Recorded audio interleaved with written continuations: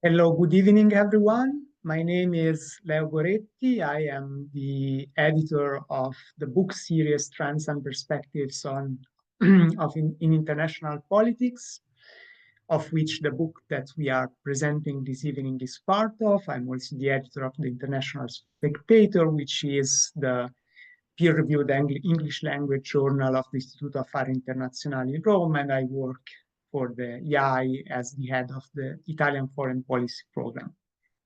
Welcome to this webinar where we will discuss the latest installment in our book series, which is the book by Paul Bargués and Riccardo Alcaro titled Conflict Management and the Future of EU Foreign and Security Policy, Relational Power Europe, which was just published by Routledge. It's the second book in the series, and I'm very glad to say that the book is in full open access. So you can basically download it for free in PDF.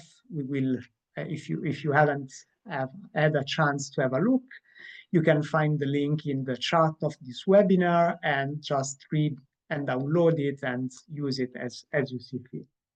And this was thanks to the generous support and funding of the Fondazione Compagnia di San Paolo, which supports this book series. Just some very quick kind of rules of engagement for this evening. We are recording this webinar, so if you want to ask questions, you can, of course, do so via the chat box, and we will collect them. Just bear in mind that we will read them aloud and they will be recorded, so if you are okay with that, that's absolutely fine. And something else quite interesting is like this book, as I was saying, is the second in the series. The first one was the book by Nicola Bilotta, The Geoeconomics of Money in the Digital Age. The upcoming one, which is already online, we will present it next month, is the European Union's Nuclear Non-Proliferation Policy by Manuel Herrera. This evening, instead, we will discuss about a related topic, but which is EU foreign and security policy amid kind of global crisis and geopolitical conflicts, and there couldn't be a more timely topic, I think, for discussion.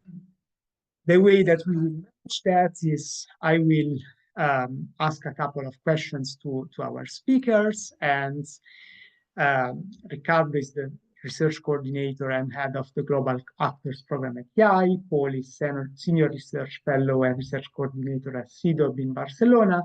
And we are very thankful to Claudia Wiesner, who is professor of political science at Fulda University of Applied Sciences in Germany, who was available to join us to discuss this book and kind of reacts to Riccardo and Paul's kind of remarks in the book, as well as their comments this evening. So we will have 3 rounds of questions with Paul and Riccardo answering first, and then Claudia providing some kind of reaction to that, and then we will open it for the general discussion. The whole kind of webinar will last about 1 hour, so at 6:30 we will fold it.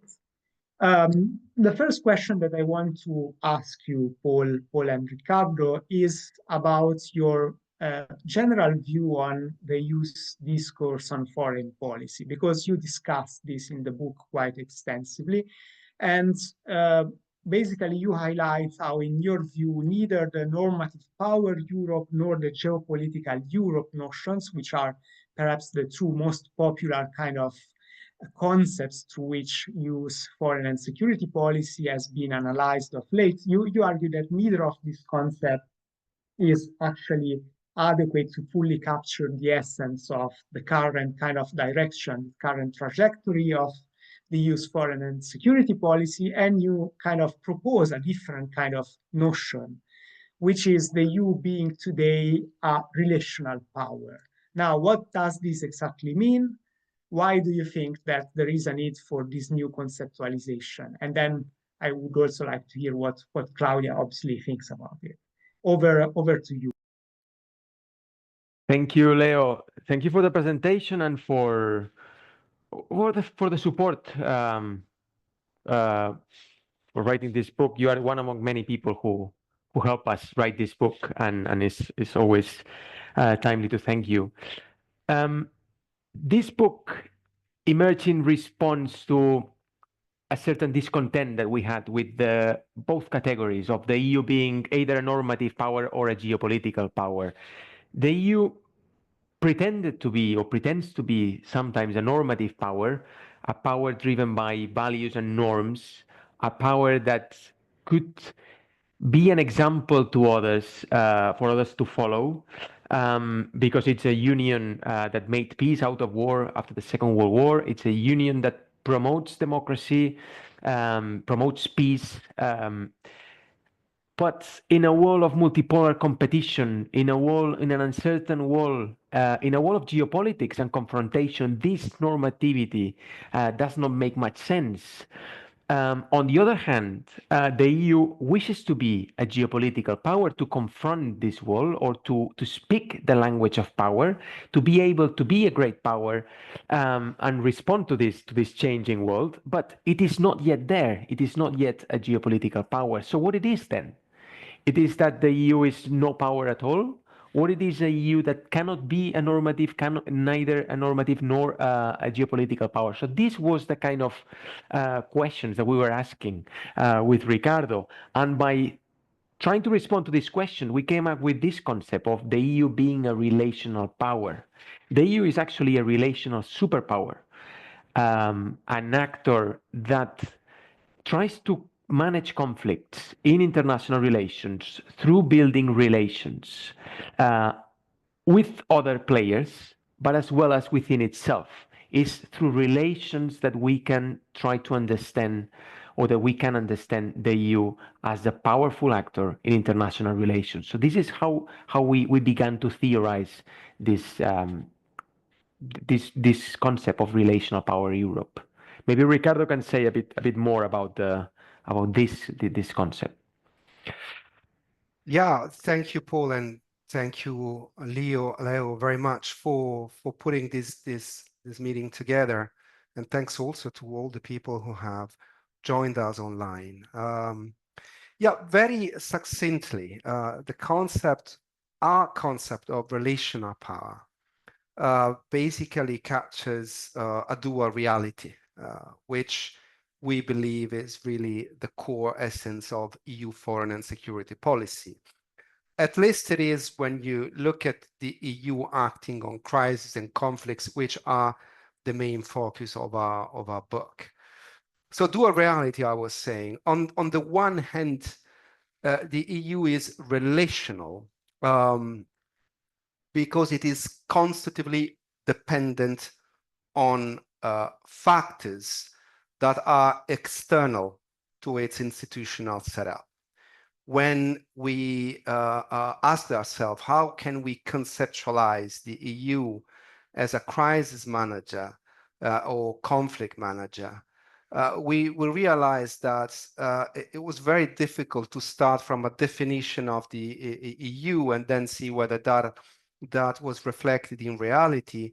It was easier to start from the outside context, composite context, and see how that context found a way to, get into the decision and policy-making processes of the EU. So the EU would result as a different actor depending on the case, depending on the extent to which external factors such as the pressure of geopolitical competition, or the degree to which regions are fragmented and regional orders are destroyed, or even the way in which these two systemic factors interact with the domestic politics of EU member states, impact on the decision-making and policy-making processes of EU, underlying EU foreign and security policy. So you would have a quite different EU,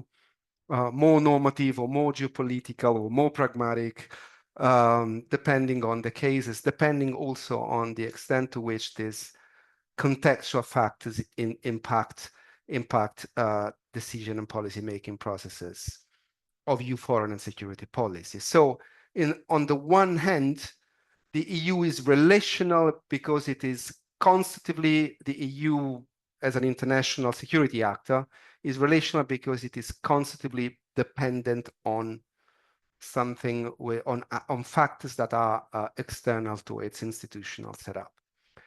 On the other hand, this institutional setup, understood very loosely, remains meaningful.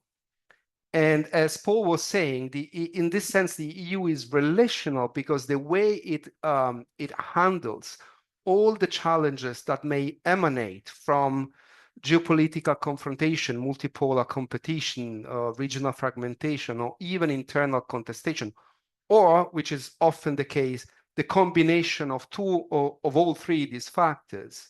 The way the EU goes along with them is to establish, strengthening, or expanding relations with external actors, be they rival powers or partners, or even local actors or international organizations, of course, but also relations across different policy areas. This is quite a distinctive feature of EU foreign security policy. It moves along different tracks.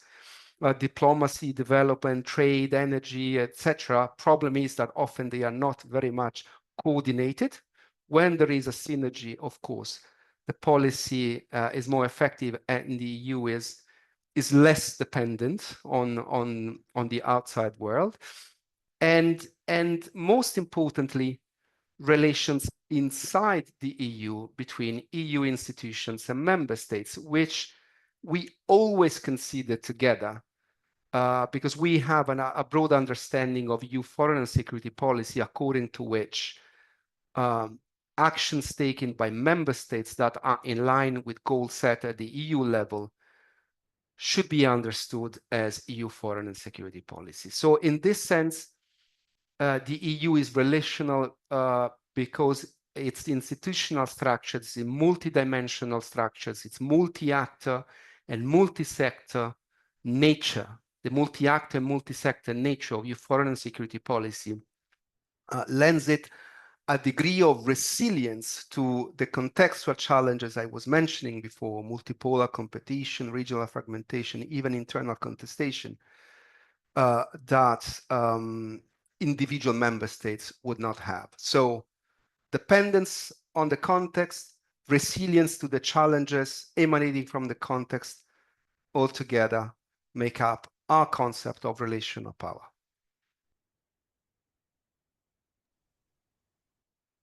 Yeah. So what do you think about this conceptualization, Claudia? Okay. Thanks a lot for having me. I really was looking forward very much to this book discussion, first of all. And I like to be asked about a concept because I work a lot with concepts since I've been in research, and namely I've been working on the concept of Europe.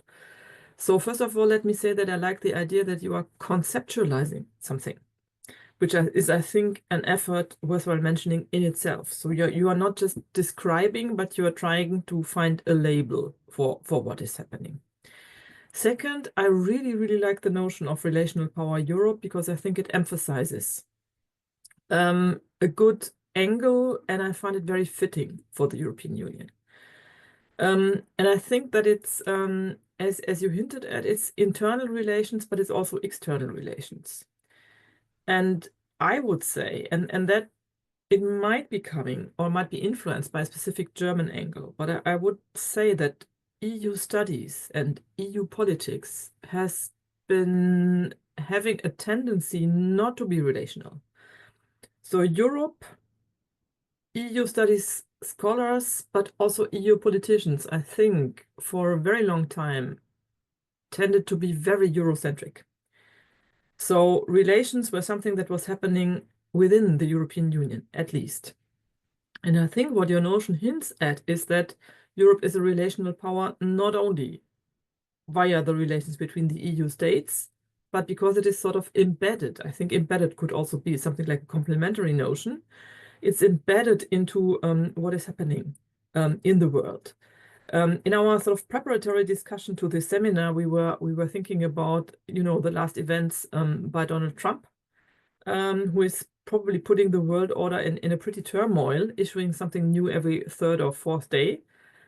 And the last topic is now that we'll see that there's going to be at least talks between Putin and Trump. And this is, again, I think, going to shift something in the European Union. And it means, I think, a tremendous challenge for the European Union. So this underlines that it's not possible any longer to see the EU as something like a Eurocentric, independent, autonomous, or whatsoever actor, but on the contrary, it's like really dependent on what sort of the rest of the world does with Europe. Yeah, so yes, so I think the notion of relational power Europe is really good because it's analytical, it's conceptual, and it doesn't have this like normative emphasis that other concepts had.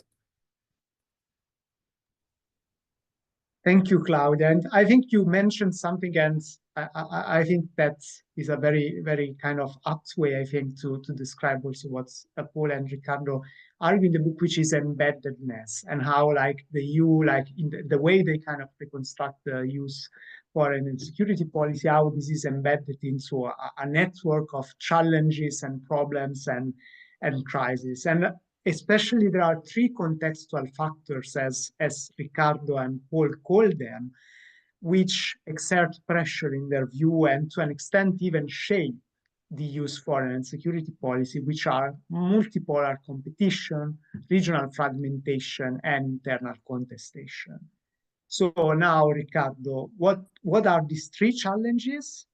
And to what extent is actually this relational dynamic in EU foreign and security policy actually enough to handle them?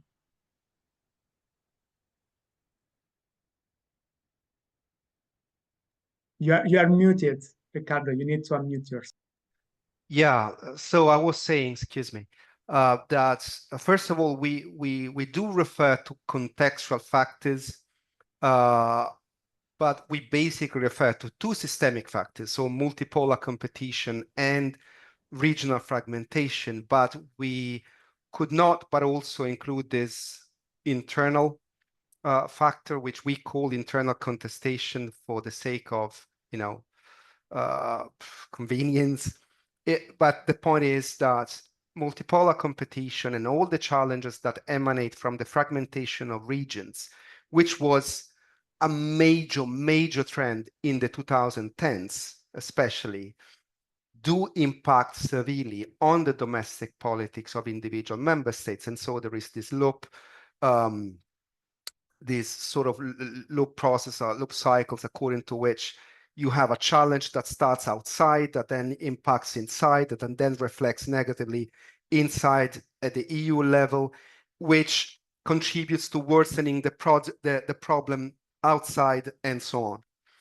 So multipolar competition is basically a concept we use to describe not just the distribution of power among a plurality of states. And by the way, we understand multipolar competition as playing out to its fullest extent at the regional level rather than the global level.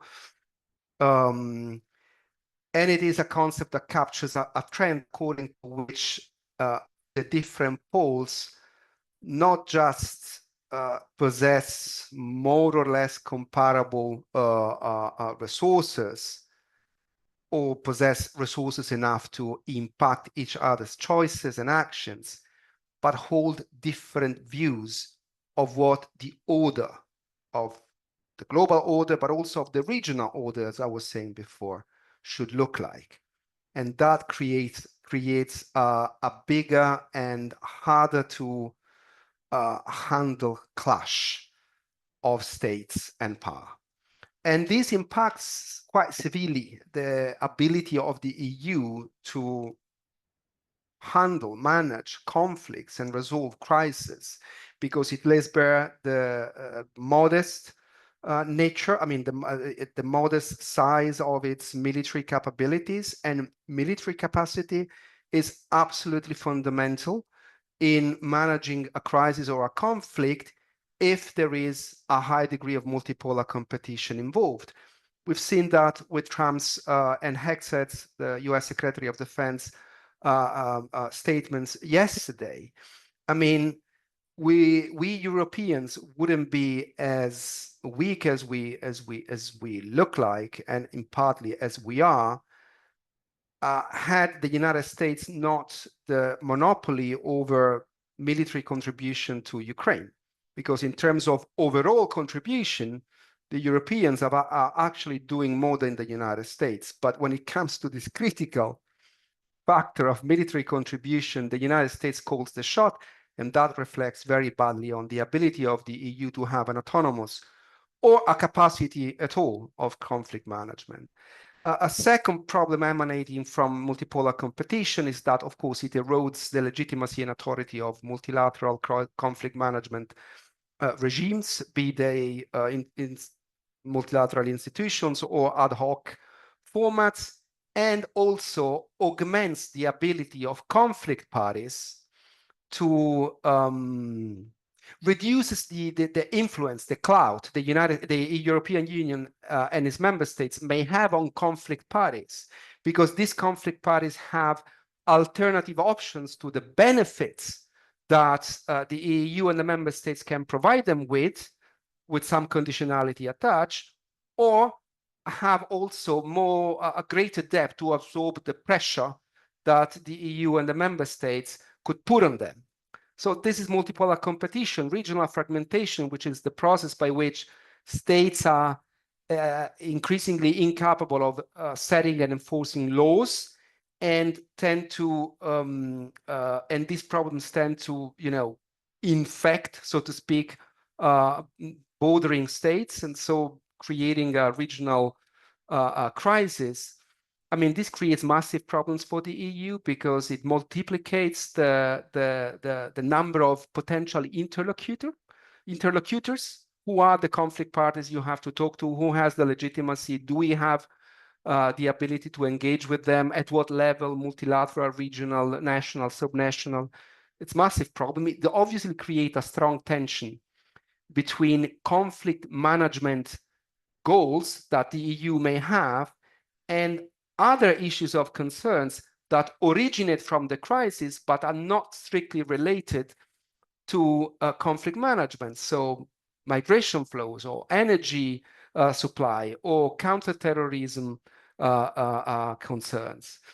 And it is also much more difficult in a fragmented context for the EU to produce the contextual knowledge you need in order to act wisely in the crisis. And all this reflects partly very much on the ability of the EU to find internal consensus, not least because there are a number of reasons that member state governments may have not to invest in EU foreign and security policy that may even not be related to conflict management goals. You may have the case of a country which is willing, which has an interest in managing a specific conflict, but for domestic reasons, it has incentives not to do that.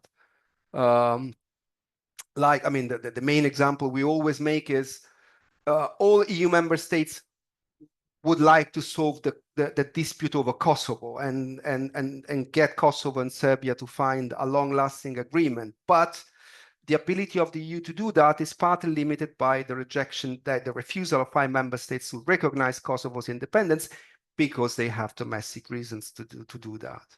So these are a very short list of all the challenges the EU and the member states have to deal with. When you look at this picture that Riccardo is describing, it looks dire, it looks grim. These contextual factors, multipolar competition, rivalry, regional fragmentation, as well as the EU internal contestation, dissensus, they are here to stay. Indeed, in fact, they are going to intensify, and they intersect, so making the context really difficult for the European Union to manage certain conflicts. The possibilities or the opportunities are decrease. And yet, and this is the point of the book, and yet we see forms of resilience, forms of adaptation by the EU to confront this. And let me give you a few examples. in order to mitigate the effects of multipolar competition, what the EU prioritizes, for instance, is dialogue. The EU is the big supporter of multilateral solutions. It's a diplomatic machine. So it builds partnerships. It tries to form coalitions, alliances, etc. Try to approach the conflicts through big alliances. To mitigate the problem of regional confrontation, regional fragmentation, the EU, what it does is to promote connectivity among states in regions, and we see it, for instance, very clearly in the Balkans or in the North Africa or in Latin America. The priority of trying to build coalitions, trying to make partners together through dialogue and through common commitments. And in order to deal with the problem of internal dissensus within the European Union, what the EU does is always tries to create creative language,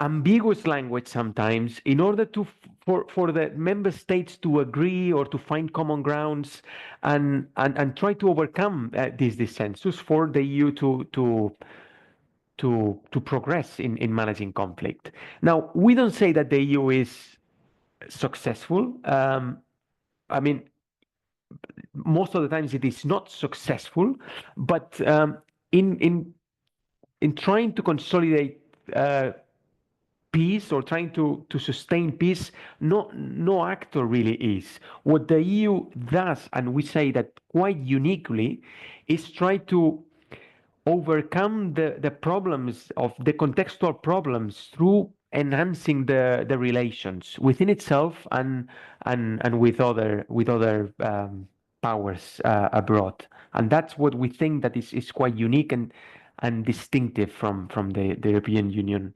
and its actorness in international affairs. Yeah. So what do you think about this kind of way of kind of looking at the challenges and the way in which the EU addresses them, Claudia? Well, I think the point in this line out of the complex sets of challenges is that it's really getting complicated and not one process of change is happening at the same time. So let's first go to this multipolar competition. This is something where even sort of us, our bunch, academics in IR, EU studies, etc., have problems to find like the right words. Is it multipolar? Is it multi-order? Is it the liberal international order that is threatened, or what are we after? I guess that probably there would be a slight advantage to the expression of multipolar world order or multipolar competition. So it starts with the labeling once again, but then what is behind is that the world has gotten like really complex.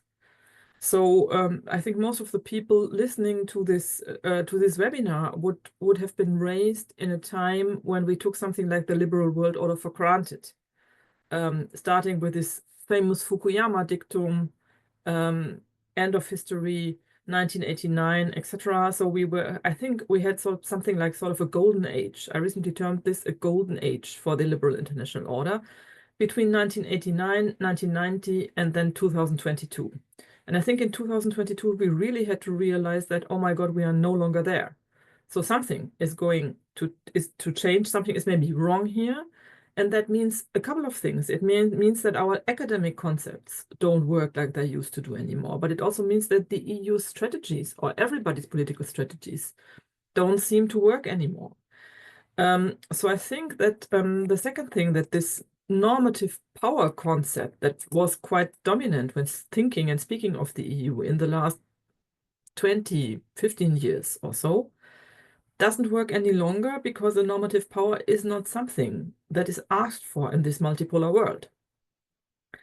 The second point that you spoke about, regional fragmentation, well, that's probably something that comes with its multipolarity. You have fragmentation inside the EU and we have fragmentation in the world outside the EU, and that adds to things being very complicated and complex, being for the thinkers and politicians being puzzled alike, but it doesn't necessarily mean the same as a multipolarity. Fragmentation, again, is a different thing. That is something that we need to tackle with. Speaking of fragmentation and speaking of fragmentation inside the EU, 2 days ago, I've been discussing common foreign security policy with my students. And I have a Danish student and one American student in my class. And to my big surprise, they were making a big point of the EU being so successful. And I was slightly surprised because I said, okay, this is not what I normally hear. Normally, I hear kind of a frustration of majorities lacking, unanimity in the council being an obstacle, the EU having no capacity to act, Hungarian hostage taking, and so on. So the EU, in the discussions that I normally have, is not seen in a very positive light when it comes to its capacity to act. But my students were really making this point of the EU being a defender of democracy, having the negative example of the US and the current developments in the background. And I found this interesting because it maybe means that those developments that we are discussing here, maybe they are not as negative or as critical as we are used to see them. So maybe it's a good idea for us to think more in terms of isn't relationality, isn't difference, isn't multipolarity even, maybe a thing that has some chances in it, not to say positive sides, but some chances. Maybe we should be rethinking this. Which brings me to the last point, internal contestation. Well, it's not, I would say, so much contestation of foreign and security policy. I think it's more something related to inequality, to populism, to heated political debates. We have a very heated debate in the moment in Germany about the issue of migration, for example. And that's a thing that's only very marginally related to foreign and security policy. But it's very much related to this question whether Europe is a relational power. So how Europe should tackle its relations with the outside world and with the individuals in the world outside Europe. This is the problem that is, well, more or less hitting in our face in Germany in the moment, and how to tackle that question. And again, I would also like to give this kind of a positive drive when we think about this in terms of entanglements, relations, etc. It opens up a possibility for dealing with it. Maybe complexity is not always a bad thing. Maybe we could rather term it contingency and saying, let's start to act, let's start to do something with it.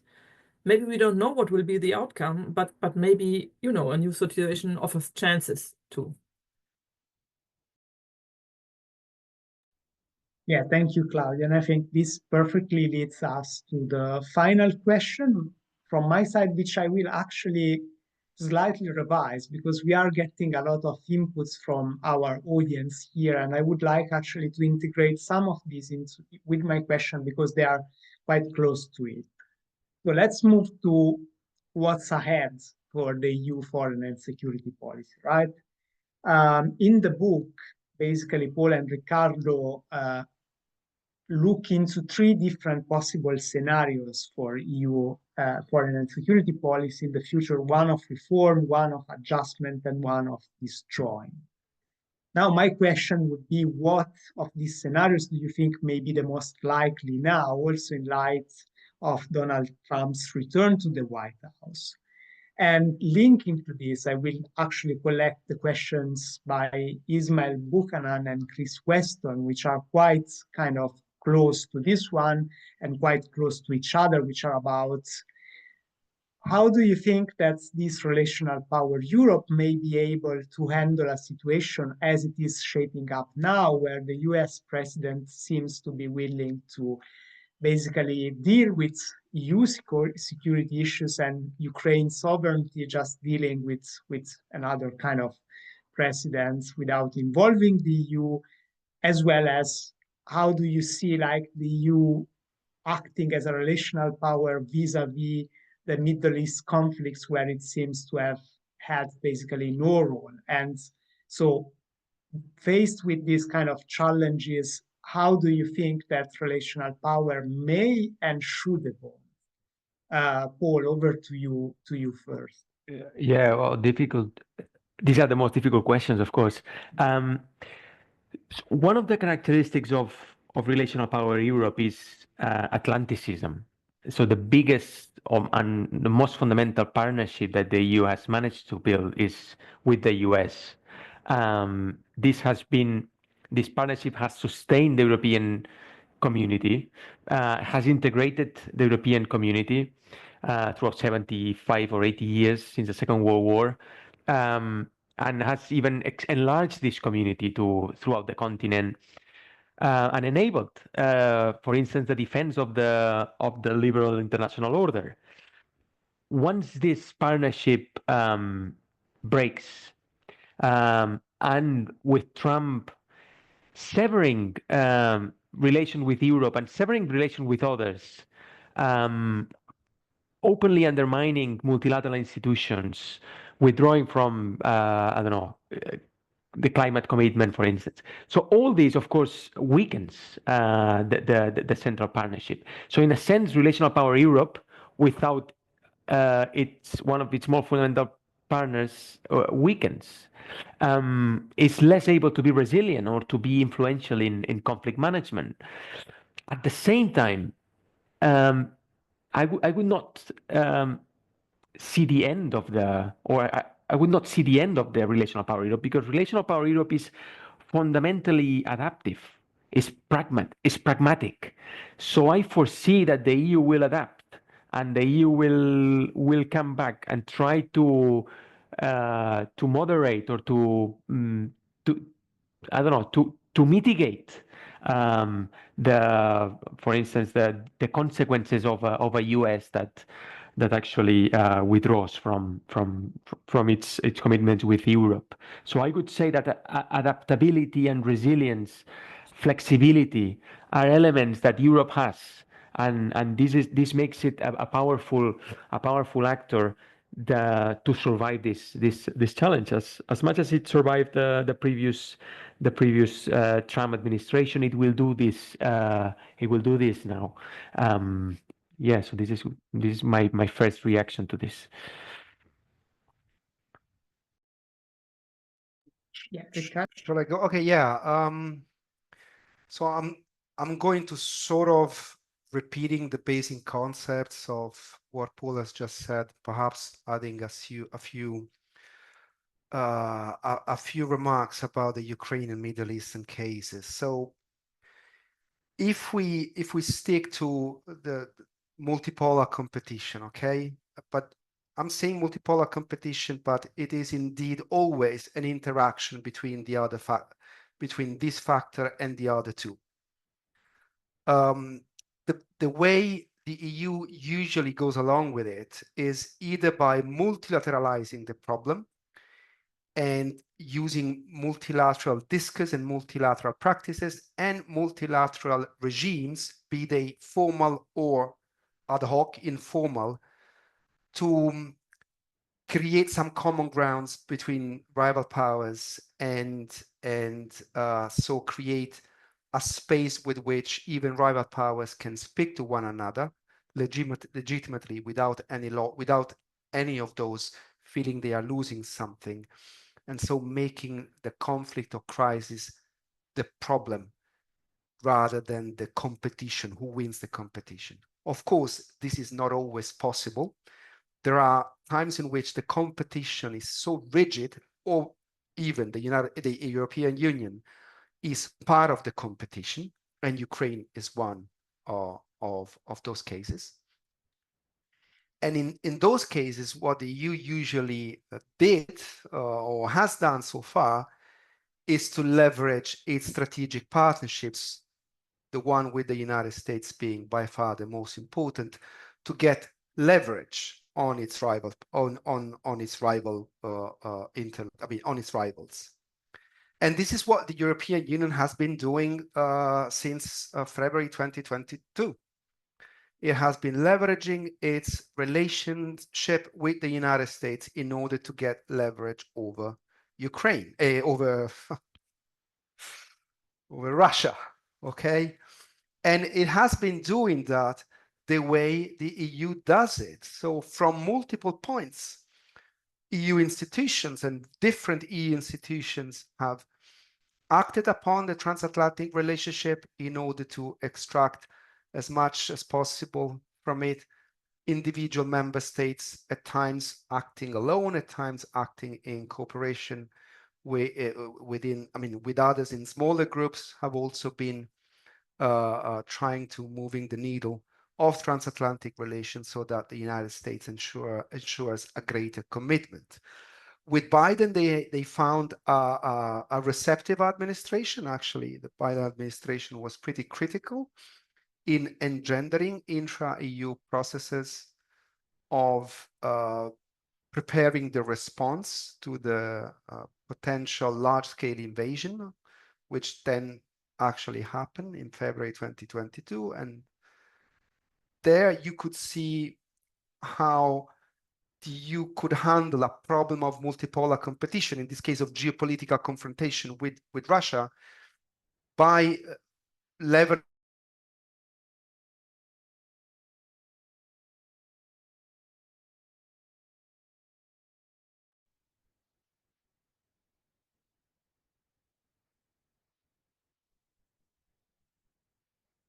taken in synergy with the United States. If the United States were to withdraw altogether from its engagement, its commitment to not just handling the Ukraine war, but also guaranteeing European security, the EU and its member states, as they are now, will suffer massively. But my hunch is that because of all these networks of relations is there, I think that we are going to see the Trump administration's rhetoric moving from what we heard yesterday to somewhere closer to what the reality of this embeddedness is, of which the United States is also part, rather than the other way around, rather than the reality having to adapt to a United States that is abruptly leaving Europe. Of course, this is my hunch. I'm not ruling out that the worst case scenario is possible, but what I'm saying is that I cannot make any divination, but I can say that analytically, the dense web of relations that the European countries and the EU have established with the United States over all those decades Paul was referring to cannot be unmade so quickly as many people fear. I could be wrong, but this is my analytical assessment. Then we're gonna see. And as for the Middle East, perhaps, I mean, I've been talking already too much, so perhaps we can get back to the Middle East later on. Yeah, Claudia? Yeah, I would like to propose a fourth alternative here, and that would be muddling through. And that, I think, to me, is the most probable version. I'd rather see a future in which there will be no clear strategy, there will be no breakdown, because I think I would go with Riccardo, it's too well established. And the European Union will last longer than many people would expect them to, and if they last, they will do something in common foreign and security policy. But I think we will see a differentiation, we will see muddling through. We will not see, that's my guess, a unified strategy, but we will see different strategies. I just had a look while we were speaking at the Weimar Declaration, Weimar Plus Declaration. Sorry, that's this declaration that was issued yesterday by, among others, the British Prime Minister. Now, isn't that interesting? The British Prime Minister who does a statement, or the British Foreign Minister, sorry, who does a statement with some key EU leading countries. And that, I think, is an example for something that I would call a strategy of differentiation. So they were taking action. They were making a public statement. They were, by the way, addressing what Paul was saying, this transatlantic issue. And they were taking a stand. And it's not like it's an EU foreign policy move, because it's not all EU ministers of foreign policy. Plus, there is suddenly Britain back again on track. But it is definitely something that is EU related, and it's definitely something that gives us an indication about EU foreign policy. And my second point is that I would just like to highlight something that we haven't been discussing that much. I think the challenges to EU foreign and security policy are linked much more than we have been discussing today to something like an ideational component. The ideas, the values, and the question of political systems, and notably this question of democracy versus autocracy. Yes or no, or how do we situate ourselves? And the EU would always claim to stand on the side of liberal democracy, despite the challenges that there are inside the EU with autocracies. And I think this dimension will become more and more important because the US is clearly on a derive toward, well, let's say towards autocracy. I'm not saying they will become an autocracy, but speaking about slippery slopes, I think we see a downwards tendency in the US that goes very quickly, and everybody would agree. So I think this will really come into play because China is an autocracy, Russia is an autocracy, the EU is on a derive.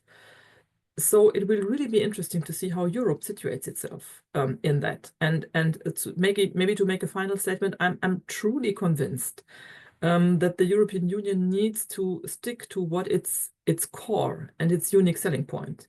And that's democracy, that's human rights, that's the EU's values as they are fixed in the EU treaties.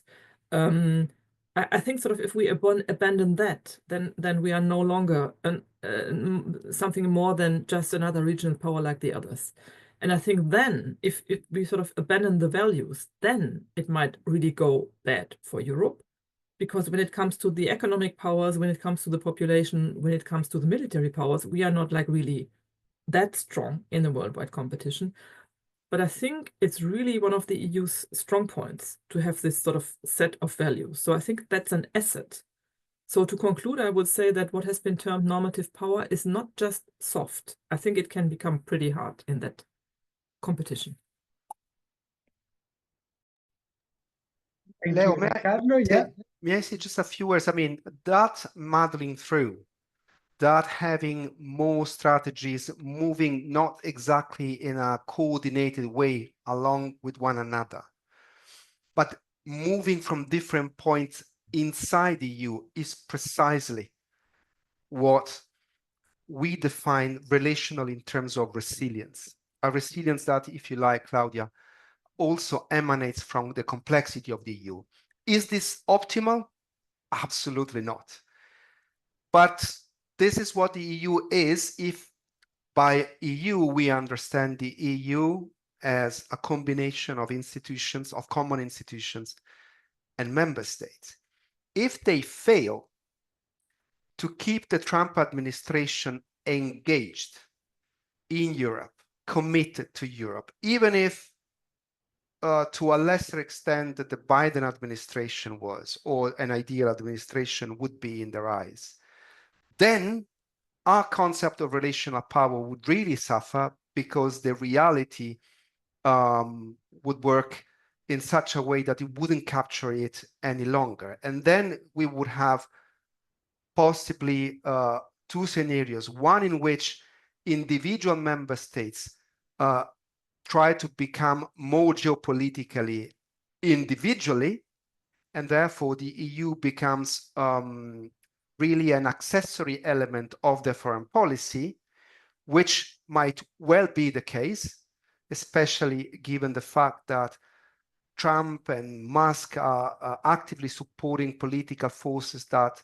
tend to be Eurosceptic, or European member states governments made a different calculation and improve, go further in integration, not to the level of federal union. I'm not talking about something like that, but more integration than we have now, more critical resources to make the EU a geopolitical, well, if not a geopolitical power, more of a collective power than it is today.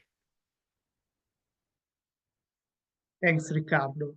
And I would like to ask you two different questions to conclude. for a final round, 3 minutes each. The first one, I think it's relevant and we haven't discussed it much, is again by Chris Weston about the Middle East. So not being a player in the Middle East, which I think also connects with the issue of values and what the EU is and so on. And Chris Weston also makes a comment about EU countries being unable to raise, or several of them, including Italy, being unable to raise their defense spending. So this lack of capabilities, then how does it match with kind of having a foreign and security policy which is effective in this context? So this is the first set of questions, but then there are other questions which are more about the theoretical framework, and I think they are very apt to conclude, which are by Massimo Cingolani and Maurizio Iovinelli and Fred Lawson. And all of them basically ask you about the notion of relational power in terms of what its distinctiveness is compared to the foreign policy of any country, really, whether it can be considered a weakness of EU foreign policy in terms of not being able to have structures and organizations and a foreign ministry and so on. And Fred Lawson, especially, the bottom line question is, what do you think that the notion itself of relational power Europe can help explain that other notions don't do? So why do we need this? So up to you to decide how to address these questions. I would start, if you agree, with Claudia first this time, and then move to Paul and Riccardo to conclude. Okay, I'm a bit confused what my task is now. Yeah, no, my question to you would be about, for example, given the kind of picture that you painted, yeah, how do you think that the EU would be able to address crises beyond just the transatlantic one? Put it this way, because that is one issue that you touched upon. But for example, in the neighborhood more at large, how do you kind of stick to your values, which we see it's becoming more and more difficult? I'm also thinking about, I don't know, the memorandum of understanding with kind of North African countries and so on. Okay, so first of all, we have to see that the EU consists of 27 different member states that have each their histories. And that can be a burden, but that can also be a blessing. And to link to what I previously said, I think it would do us some good to try and see it as a blessing. The EU has this wonderful slogan, unity in diversity. And I think if we would come back to make this work, then I think something very strong can emerge out of that. So there is this classical French, Franco-German team, the engines of European integrations, it was called. There's this very famous picture of Chancellor Helmut Kohl and French President François Mitterrand holding hands before a site of war. And this is something, if I may say, that always moved me like really very personally, because my grandfather was an occupational soldier in Paris. And the great-grandmother of my French best friend was pregnant at the time when the German army was on occupation in Paris. So the great-grandmother of my friend was almost starving under German occupation, and my grandfather was a soldier there. And today, the son of my French best friend is my godson. And I think that means something like extremely concrete for all of us. And I'm a big fan of this peaceful history of European integration, and I think that's something that bears a strength. So second point is that a lot of what makes Europe strong, well, the second thing after our values, I think, is our economic strength. And that is obviously related to peace. So war, let's not forget that, is something that is incredibly expensive. You have a lot of destroyed houses, you have a lot of destroyed lives, so the price of war is exorbitantly high. And this is something that tends to be forgotten in today's discussions. If I just see what military spending costs, so we have this discussion in Germany on who is going to pay for this 2% of the GDP. And our chancellor in office made a good point. He said, if we need 30 billion euros more for defense, which is sort of the number that is at stake in Germany, then where do we take it from? And we have this other thing in Germany, this famous notorious debt brake. So the thing is just that we are never going to be able to have this spending if we don't lift the debt brake. And that all tells us that war is incredibly expensive. You invest in a tank, it's incredibly expensive. Somebody drops a bomb, it explodes, and the whole money is gone. And Europe, I think, has been very successful in not having that. So when the European Union manages to merge those diversities more into unities and plurality, then I think it would be able to act. What we see in the moment, I think, is that Europe is too much driven apart by various contradicting interests inside the European Union, and by the appeal of, I don't know, be it Putin, be it whatsoever. And I think there is really a strong chance that the situation can turn into a win-win situation. It might seem like totally counterintuitive what I say, because we are so used to seeing problems above problems. But I sincerely think it is a possibility. If you just rethink the situation after the end of the Second World War, nobody would have believed that those EU states future EU states could form a union. So it's more than wishful thinking, what I was describing. I'm conscious it has kind of a notion of wishful thinking, but truly, I think there is this possibility of what I termed muddling through, or there is this possibility of unity in diversity. And the last point really is that democratic processes or processes of deliberation always take longer than autocratic simple decision-making things. But again, so if you want to strengthen the strengths of democratic processes and deliberative processes, you need to pay the costs too.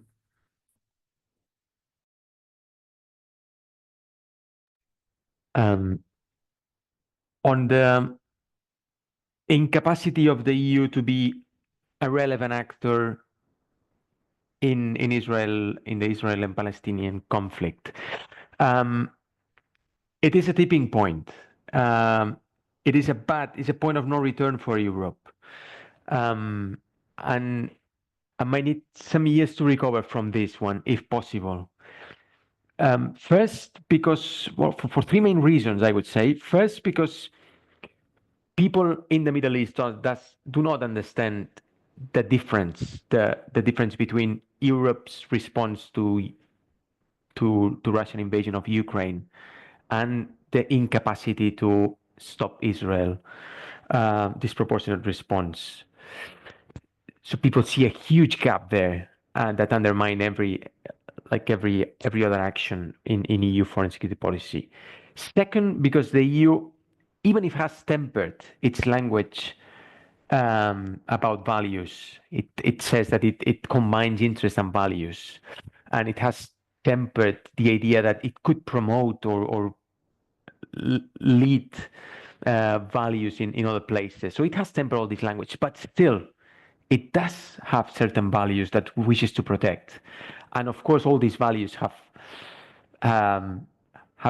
been undermined in Israel's response to Hamas attack, and the EU has been incapable of speaking values in this conflict. And third, because it has been invisible.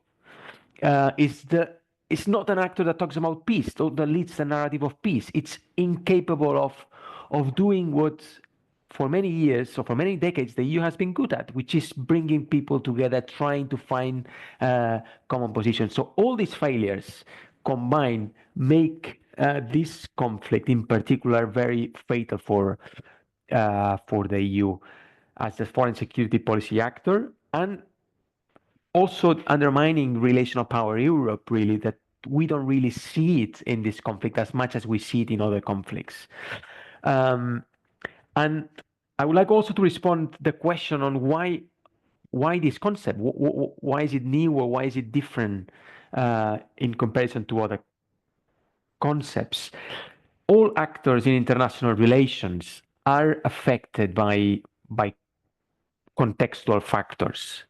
That's true, and the EU is affected by them as much as other actors. This point is sometimes forgotten in the literature, and we try to combine, we try to look the EU in relation with its context, and that for us was quite new. But what it is really distinctive about this concept, this relational power Europe, is the way the EU adapts, responds to these contextual factors, and it does it in a very particular way, very heterogeneously. Is a collective actor. It builds partnerships with others. It's flexible. It is adaptive. It creates different narratives, like ambiguous narratives. It does it more than anyone else. And we found that by characterizing the EU as such, as a relational power that enhances its relations with its member states, with different institutions, with partners, in order to have a say, to be meaningful, to lead, sometimes even lead in conflict management, we found that this was like a good concept to start or to continue the conversation on what kind of actor is the European Union. Yeah, just to reiterate, why is our concept relevant? If we understand by conceptualizing the EU as a relational power, we wanted to emphasize two things, basically: that more than any state, the EU is built in such a way that it seeks partnerships, engagements, relations at various levels, global, multilateral, global, informal, regional, even local.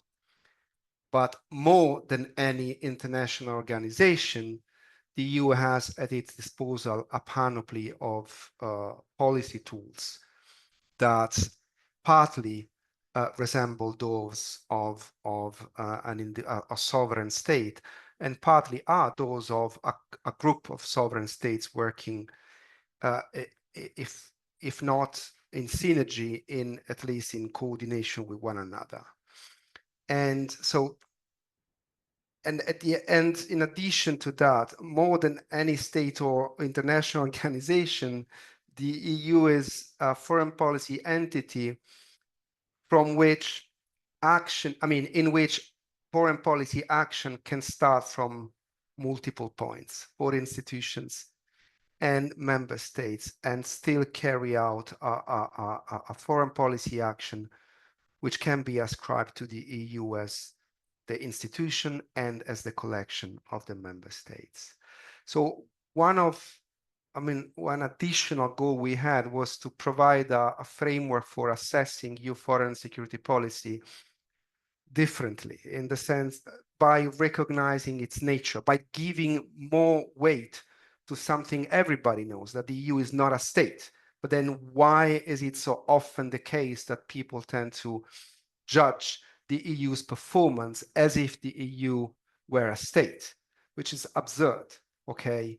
So in this sense, the complexity of the EU is not really a strength if you go for the ideal institutional framework that could help a group of states, the economic size and the diplomatic and military capabilities EU member states have to exert maximum influence internationally. But that would be a federal state, and that is not what the EU is and never will. So we wanted also to, bring back all these negative assessments to the empirical reality that everybody knows and then forgets, that the EU is not a state, it's a collection of states. So it does certain things better. It definitely amplifies the influence of individual member states. It is adaptive. It is never it is rarely a successful crisis manager, but it has its assets, and it is an international security entity of sorts, and it is subject to changes. So it can evolve towards a more structured, more cohesive institutional structure that would make its foreign security policy more impactful, or it can fragment into a collection of individual foreign policies. And I was saying before, the trajectory of the transatlantic relationship can tell us a lot about which direction the EU will take in this regard. Thanks a lot, Riccardo. We are like 7 minutes over time, but I think it was worth it. There is really a lot to discuss, so this is obviously just the starting point. Just to remind that everyone can download the book from our website. I would like to thank Claudia, Paul, and Riccardo for taking the time. I would like to thank also Irene Rusconi, who really kind of helped us a lot making this webinar a success, and remind that we are going to have another 2 webinars, one next week, which is about the large Mediterranean, discussing a book from another book series of Yai, and then we will also present the third book in this series with Routledge, which is the European Union's nuclear non-proliferation policy, on the 18th of March. Thank you so much for being with us till almost 20 to 7 here in Rome, and I would like to wish you all a good evening, and see you soon. Bye-bye. Thank you, Leo. Thank you, Claudia. And thank you, Paul. And thank you, everybody. Goodbye. And sorry you weren't able to answer all the questions. Yeah. Goodbye. Thank you. Goodbye.